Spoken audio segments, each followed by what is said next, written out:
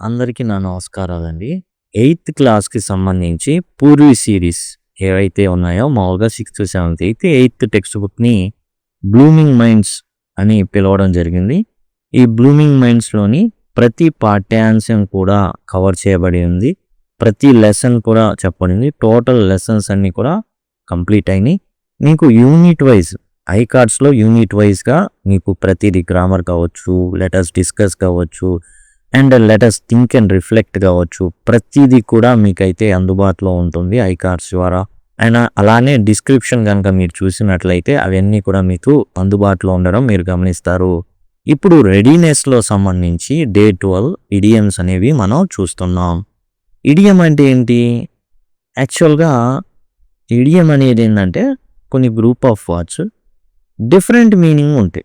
జనరల్గా సపోజ్ ఇక్కడ ఒక ఉదాహరణ ఇచ్చారు, ఐస్ అనేది ఉంటుంది, మంచు ముక్క, బ్రేక్ ద ఐస్ అన్నాం అనుకోండి, అంటే ఓ పెద్ద ఐస్ గడ్డ ఒకటి తీసుకొచ్చి దాన్ని సుత్తితో కొట్టి పగలగొట్టు అనే అర్థం వస్తుంది. కానీ ఇడియం జాతీయాలు ఇలాంటి ఉంటాయి అన్నమాట మనకు తెలుగులో. అలానే ఇడియం అనేది ఏంటంటే డిఫరెంట్ మీనింగ్ ఉంటుంది. బ్రేక్ ద ఐస్ అంటే ఏంటంటే జనరల్గా ఇప్పుడు మనం పెళ్ళిళ్ళకు వాటికో వెళ్తుంటాం, వెళ్ళినప్పుడు అన్ని కొత్త ముఖాలు కనబడతా ఉంటాయి. ఎవరు కూడా మాట్లాడదామన్న బిడియం, సిగ్గు, పక్కన ఉన్న వాళ్ళని ఎలా డీల్ చేయాలో తెలీదు. అప్పుడు బ్రేక్ ద ఐస్ అంటే మనమే ఇనిషియేట్ తీసుకొని బాగున్నారా అని మొదలు పెడతాం అనమాట. ఇంకా రెండో వాళ్ళు అందుకుంటారు, మనం వెళ్దామన్నా వదలరు. అది బ్రేక్ ద ఐస్ అని. To start a friendly conversation, సంభాషణని మొదలు పెట్టడం అని అర్థం అనమాట. ఇక్కడ కొన్ని ఇడియమ్స్ ఇచ్చారు. ఏ పీస్ ఆఫ్ కేక్ అంటే వెరీ ఈజీ, చాలా సులభమైనది. నల్లేరు మీద నడక అని అంటుంటారు తెలుగులో, దానికి ఇదనమాట piece of cake. Break the ice అంటే మాట్లాడడం ప్రారంభించడం. Once in a blue moon అంటే అరుదుగా జరగడం. బ్లూ మూన్ అనేది అసలు కనబడదు మనకి, ఎర్రగా కనబడుతుంది. బ్లూ మూన్ అనేది అసలు కనబడదు, అరుదు అన్నమాట. అండర్ ద వెదర్ అంటే ఫీలింగ్ సిక్, ఒంట్లో బాగోకపోవడం. అండర్ ద వెదర్ అంటే యాక్చువల్గా వాతావరణం మారే కొద్దీ మనకేం జరుగుతుంది, వెంటనే బాగా ఎండాకాలం ఏం చేస్తుంటారు, మజ్జిగ తాగుతుంటారు, వెంటనే వర్షాలు పడంగానే జలుబు చేసుకొచ్చింది. ఎందుకంటే మన బాడీ కూల్గా ఉంది, దానికి తగ్గట్టుగా హీట్ అనేది ప్రాపర్గా జరగకపోవడం. అండర్ ద వెదర్ అట్లా జబ్బు పడ్డాం అనమాట. హీస్ అండర్ ద వెదర్ అంటే హీస్ ఫీలింగ్ సిక్ అని అర్థం. Hit the nail right on the head అంటే సే ఎగ్జాక్ట్లీ, అదరగొట్టావురా, బలి చేసావురా, బలి అన్నావురా, పా ఏమన్నావు వాడిని అంటానే, దానికి అర్థం అనమాట. Hit the nail right on the head అంటే అదరగొట్టావు, సూపర్గా చెప్పావు అనేసి. ఇన్ హాట్ వాటర్ అంటే ఇన్ ట్రబుల్ అని అర్థం. జనరల్గా హాట్ వాటర్లో ఉన్న వాళ్ళకి సపోజ్ కింద మంట పెట్టారు, ఇతను లోపల ఉన్నాడు పెద్ద డేషాలో, చిన్నగా తెలుస్తూ ఉంటుంది, కానీ అది వేడెక్కే టయానికి వీడు రియలైజ్ అవుతాడో లేదా అంటే అలాంటి ఆపదలో ఉన్నాడని అర్థం. లీవ్ ద కోస్ట్ క్లియర్ అంటే ఒకటి జరగడానికి అన్ని అడ్డంకులు అనేవి తీసేయబడ్డా. Remove obstacles or people so that somebody can act freely. కాబట్టి ఇక్కడ ఏదైనా ఓ పని జరగాలంటే కొన్ని అవాంతరాలు తీసేసుకోవాలి, వాటిని తీసేయడం అనమాట. గెట్ ఆన్ అవర్ నర్వ్స్ అంటే to irritate or annoy someone, చిరాకు తెప్పిస్తారనమాట. కొన్ని మనకి నచ్చవు. ఒకటి చైర్లు కదిలిస్తుంటే అదేదో గుండెలో జలదర అనిపిస్తుంది, మనకి జలదర పుట్టిద్ది. అరే వద్దురా జలదర పుట్టిస్తుందిరా అంటే కావాలని చేస్తాడనమాట. దాన్ని గెట్ ఆన్ అవర్ నర్వ్స్ అంటారు. He gets on my nerves, కావాలనే చిరాకు పుట్టిస్తాడు. Fall over ourselves to do something eagerly, try too hard to impress. Fall over ourselves అంటే కింద మీద పడిన ఇతరులను మెప్పించడానికి ప్రయత్నించడం. అసలు బొక్కబోర్లా పడైనా సరే వాళ్ళని మెప్పించాలన్నమాట, అంతే. అలాంటి దాన్ని fall over ourselves. Frighten me half to death అంటే చచ్చేలా భయపెట్టేవరా అంటారే. To scare someone extremely, చచ్చేలా భయపెట్టడం అనమాట. గెట్ ఏ షెల్లింగ్ అంటే తిట్ల దండకం అనేది మన మీద పడ్డాం. To be heavily scolded or criticised, బాగా తిట్టడం అనమాట. ఎవరైనా మనల్ని తిడితే ఐ గాట్ ఏ షెల్లింగ్ అంటే బాగా తిట్టారా నన్ను అని ఉంది. ఇక్కడ మనం తెలుగు మీనింగ్స్ రాసుకోవడానికి వీలుగా అయితే ఇవ్వడం జరిగింది. ఏ పీస్ ఆఫ్ కేక్ అంటే చాలా సులభం అనేటటువంటి అర్థం అనమాట. బ్రేక్ ద ఐస్ అంటే మాటలు ప్రారంభించడం. Once in a blue moon అంటే చాలా అరుదుగా జరిగేటటువంటి విషయం అనేసి. అండర్ ద వెదర్ అంటే అనారోగ్యంగా ఉండడం. Hit the nail right on the head లేదా hit the nail on the head అంటే సరిగా చెప్పడం. ఇన్ హాట్ వాటర్ అంటే ఇబ్బందుల్లో ఉండడం. లీవ్ ద కోస్ట్ క్లియర్ అంటే అడ్డంకులు తొలగించడం. తర్వాత వచ్చేసి గెట్ ఆన్ మై నర్వ్స్ అంటే చిరాకు తెప్పించడం. ఫాల్ ఓవర్ అవర్ సెల్వ్స్ అంటే అతిగా ప్రయత్నించడం, ఇతరుల మెప్పు కోసం అతిగా ప్రయత్నించడం. ఫ్రైటన్ మీ హాఫ్ టు డెత్ అంటే చాలా భయపెట్టడం. గాట్ ఏ షెల్లింగ్ అంటే బాగా తిట్లు అనేవి పొందడం అనమాట. ఎవరి దగ్గర నుంచైనా బాగా తిట్లు కనుక తింటే దాన్ని గెట్ ఏ షెల్లింగ్ అంటాం, అంటే బాగా మందలింపులు అనేవి పొందడం అనమాట. ఇవి అండ్ చాలా మనం నెక్స్ట్ కొన్ని ఉదాహరణలు ఉన్నాయి, అవి కూడా మనం చూద్దాం. ఇక్కడ కొన్ని సెంటెన్సెస్, ఒక 5 సెంటెన్సెస్ ఇచ్చారు ఫిల్ ఇన్ ది బ్లాంక్స్ లాగా. కరెక్ట్ ఈడియంని ప్లేస్ చేయమన్నారు. And use each ఈడియం once. ఈ ఈడియం ఏవైతే ఉన్నాయో ఈడియమ్స్ అనేవి ఒకటి, ఈచ్ ఈడియం ఒకటి వాడమన్నారు. చూస్తే ఇక్కడ చూడండి వీటినే వాడాలన్నమాట. When the teacher stepped out of the class నుంచి బయటికి వెళ్ళంగానే, టీచర్ గారు ఒక్క అడుగు వేయంగానే, it dash for the boys to start talking loudly. అది ఒక అవకాశంగా మారింది. అడ్డంకి అనేది తొలగిపోయిందనమాట పిల్లలకి. ఇక గొడవ చేసుకోవచ్చు అన్నదానికి ద్వారాలు తెరిచినట్లయింది.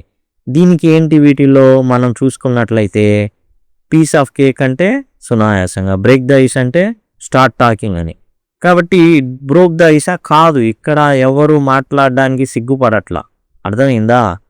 Once in a blue moon అంటే అరుదుగా, అండర్ ద వెదర్ అంటే ఒంట్లో బాగుపోవడం, hit the nail right on the head అంటే కరెక్ట్గా చెప్పడం, ఇన్ హాట్ వాటర్ అంటే ఇబ్బందుల్లో, లీవ్ ద కోస్ట్ క్లియర్ ఇది కరెక్ట్, రిమూవ్డ్ అబ్స్టాకిల్స్ ఉన్న అడ్డంకులు తొలగిపోయినాయి. దేనికి? మాట్లాడడానికి. కాబట్టి అదే మనం ఇక్కడ ప్రజెంట్ చేద్దాం. ఇట్ లీవ్ అని ఉంది కదా, ఇక్కడ లీవ్ అని ఉంది కదా, లీవ్ కాస్త ఇక్కడ మరి పాస్ట్ టెన్స్ ఉంది కాబట్టి ఇక్కడ లెఫ్ట్గా మారిపోతుంది అనమాట. లీవ్ లెఫ్ట్ అనమాట. లెఫ్ట్ ద కోస్ట్ క్లియర్, అడ్డంకులన్నీ లేవు. ఇప్పుడు ఏం చేస్తారు వీళ్ళు? చక్కగా గట్టిగా మాట్లాడడానికి మార్గం అయితే ఓపెన్ అయిపోయింది. ఇక గొడవ చేస్తారు. When the teacher stepped out of class it left the coast clear for the boys to start talking loudly. పెద్దగా గోల చేయడానికి అవకాశంగా అడ్డంకులు ఏమైనా ఓపెన్ అంత అడ్డంకులన్నీ పోయినాయి. దారి సుమగా దారి అనేది ఓపెన్ అయింది. తర్వాతది, my little brother keeps tapping the table. వాడు టేబుల్ మీద కొడతానే ఉన్నాడు.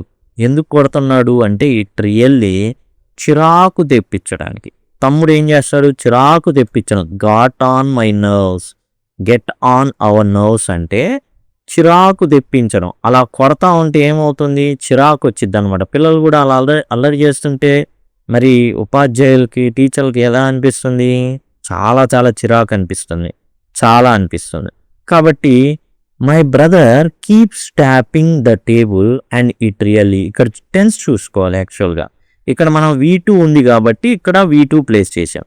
ఇక్కడ కీప్స్ ఏముంది? సింపుల్ ప్రెజెంట్ టెన్స్ ఉంది కాబట్టి ఇక్కడ కూడా మనం అదే ఫాలో అవుతాం.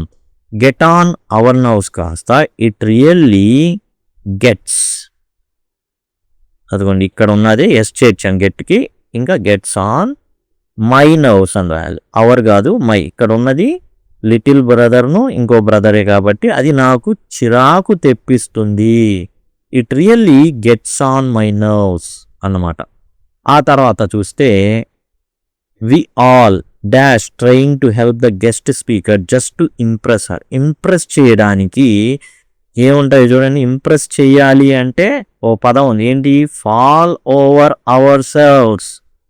ఇంప్రెస్ చేయాలి గెస్ట్ స్పీకర్ అనేసి వీళ్ళందరూ ఏం చేస్తున్నారు? భర్జన పడుతున్నారు అనమాట. ఓకే, ఇక we all fall over ourselves అనేది రాయాలి. వి ఆల్ ఇక్కడ మనం చూసుకున్నట్లయితే సింపుల్గా V2 అనేది వాడుకోవచ్చు. We all fell over, we all fell over ourselves. వీళ్ళు తలమునకలైపోయారనమాట, ఎలాగైనా ఇంప్రెస్ చేయాలి గెస్ట్ స్పీకర్ అనేసి. కాబట్టి ఇక్కడ ఉన్నది రాసాం, ఫాల్ కాస్త ఫెల్ అవుతుంది, వీటిలో రాసుకున్నాం. We all fell over ourselves trying to help the guest speaker just to impress her. అవును, ఎట్లాగైనా సరే ఇంప్రెస్ చేయాలి. అందుకని వీళ్ళందరూ కూడా ఏం చేశారంటే కింద మీద పడ్డారు. The loud thunderbolt at night. అసలు చాలా నిద్రపోతుంటే ఒక పెద్ద ఉరుము వచ్చింది. ఆ ఉరుము ఏం చేస్తుందండి, చాలా ఆనందంగా మ్యూజిక్ లాగా వినబడుతుంది కదా, కాదు, దెబ్బకి బిక్క వచ్చిన వాళ్ళగా భయపడి గుండె మామూలు స్పీడ్లో 200లో వెళ్ళిద్ది, దన కొట్టుకుంటా ఉంటుంది. అంటే ఏంది అర్థం, it frightened me half to death అని అర్థం. అది నన్ను ఎలా భయపెట్టింది, సగం చచ్చేలా చేసింది. The loud thunderbolt at night, same ఇక్కడ ఉన్నది యాజ్ ఇట్ ఈజ్గా మనం ఇక్కడ రాయాల్సి ఉంటుంది. The loud thunderbolt at night frightened me half to death. Frightened me half to death, సగం చచ్చేలా చేసింది. ఓకే, ఈ విధంగా రాయాల్సింది.